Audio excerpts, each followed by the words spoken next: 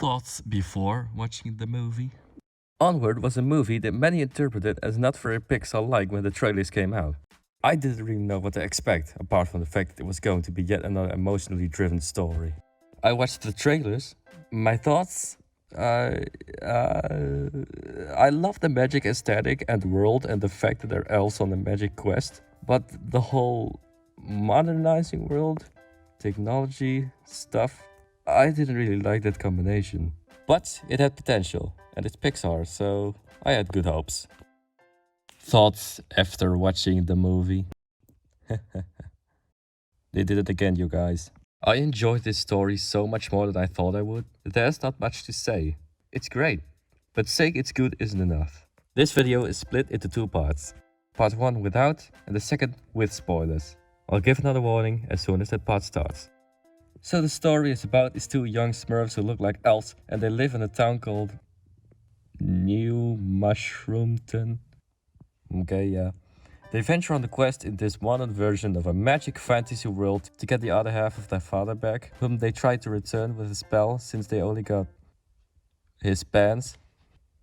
I was scared the whole modernizing the world thing was going to ruin the magic aesthetic this movie had, but it actually fits really well with the story. And there's still a lot of magic parts that filled every moment with great action and wonderful scenes. Not only that, but it also had a lot of foreshadowing with objects that were really smartly used later in the movie.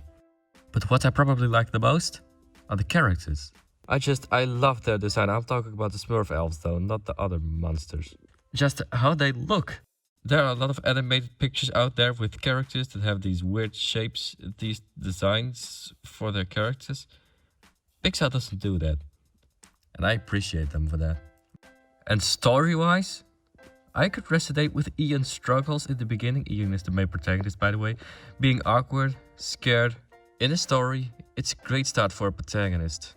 Also, character combination. Bali, Ian's brother, is an exciting guy who's all about that magic stuff and going on quests thing, while Ian's scared, prefers the modern world and doesn't care about magic. It's a great example of a perfect combination of characters helping each other and learning their own lessons.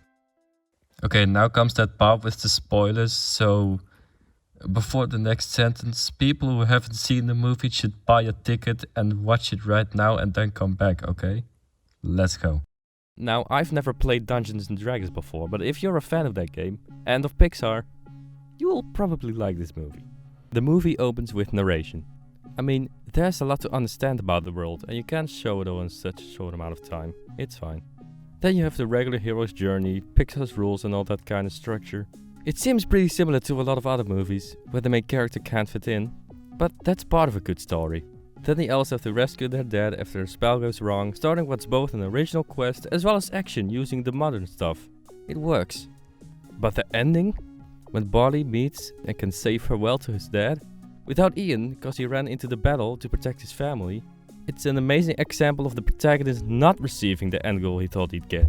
Ian didn't achieve the goal to meet his dad, but he still got what he wanted from his brother. Because the ending doesn't matter, but the development, the learning process characters go through, does. And as long as everything is okay in the end, it doesn't have to set up sequels or a cinematic universe. Actually, also, does this movie need a sequel? No. No, it doesn't. It's one awesome tale between brothers, between family, and that makes it extra special. But in the end, the crucial question remains. Does it feel like a Pixar movie? Yes. Yes, it does. Pixar has its rules on how to tell the right story, and they follow them in this movie.